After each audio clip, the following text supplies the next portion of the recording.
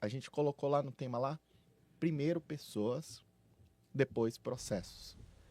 Normalmente, quando a gente para ver, sei lá, vai ler uns livros de processo, por exemplo, se a gente vai olhar o processo da Toyota, outros tipos de processos, de metodologia, normalmente é o processo primeiro, depois as pessoas, porque Uhum. esse vai. E quando você coloca esse tema, e que você zela sempre pelo bem-estar das pessoas, por ver as pessoas de maneira sempre à frente. Isso eu falo porque todos que trabalharam ou que trabalham com você fala sempre sobre isso. O Gustavo é uma pessoa que olha a pessoa. Por que você inverteu essa lógica? Da onde que veio essa ideia? Legal. Eu me sentia, talvez, inclusive, pouco preparado, porque o nosso mercado tem muita gente boa. Tem muita gente boa. E é uma prepotência falar assim, não, vou voltar para o mercado porque o mercado está precisando de mim. Jamais. Eu não me sinto nada capaz de falar algo assim.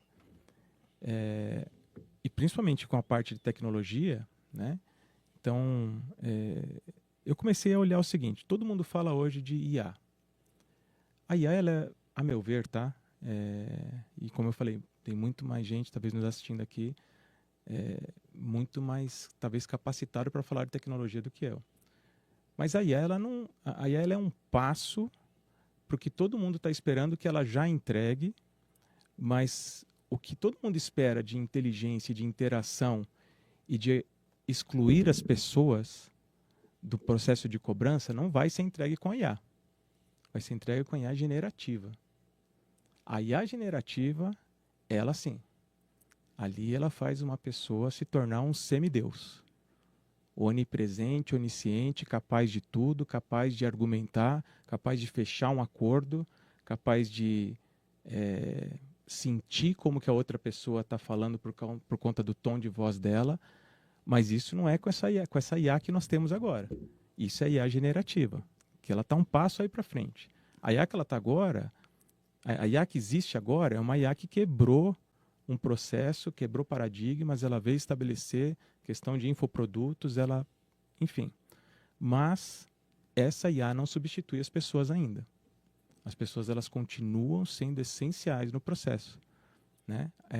O robô, o SMS, o WhatsApp, o robô liga para a pessoa o dia inteiro, ele nega. Eu nego aqui telefone, isso, aquilo. SMS eu não respondo. WhatsApp eu bloqueio o contato. Mas a pessoa te ligando o dia inteiro, em alguma hora conseguindo falar com você, argumentando, fazendo perguntas, sentindo, se colocando no seu lugar, isso a inteligência artificial ainda não entregou e não vai entregar. A gente tem um passo à frente ainda, né? Então, essa é a minha tese, né? Que as pessoas elas continuam sendo essenciais hoje no nosso segmento. Talvez os robôs, talvez a inteligência tenha hoje substituído a parte de vendas. A pessoa que quer comprar alguma coisa, mas a cobrança é um processo chato. A cobrança é um processo chato, é um processo de insistência. Venda não é insistência. Cobrança é um processo de você. E as pessoas elas estão envolvidas nisso. Elas têm essa capacidade de argumentar, de negociar, enfim. As pessoas bem treinadas, né? As pessoas que estão ali de fato para fazer o que elas podem fazer com as capacidades que elas têm. Então, quando eu falo de primeiro pessoas e depois processo, não sei se vocês já tiveram a oportunidade de ver, por exemplo, em alguns contratantes, em algumas empresas, o cara tem ali a carteira A, B e C. Ele é primeiro lugar todo mês na carteira A, último lugar em todas as outras carteiras. Por que será? É a mesma PA, a mesma telecom, mesmo discador, as mesmas ferramentas, a mesma tecnologia, o mesmo salário. Será que lá naquela carteira A não é o supervisor, o gerente, a equipe treinada que faz a diferença?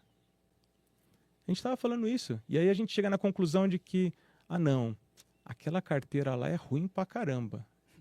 Ninguém ganha dinheiro naquela carteira, mas aquela empresa ali está ganhando. Então, está ganhando por quê? Então, essa é a minha tese. Tá? Existem carteiras que são mais difíceis de trabalhar no mercado, sim, sem dúvida. Sim. Indecorosas aí, questões de honorários, questão de SLA, um monte de coisa, tal, tal, tal. Mas você consegue observar que tem gente sorrindo e tem gente muito feliz naquela carteira, performando, e não é por conta da empresa. A empresa, às vezes, dá as mesmas condições para todas as equipes, mas aquele supervisor, aquele gerente, estão conseguindo fazer com que aquela equipe faça com que aquela carteira seja rentável.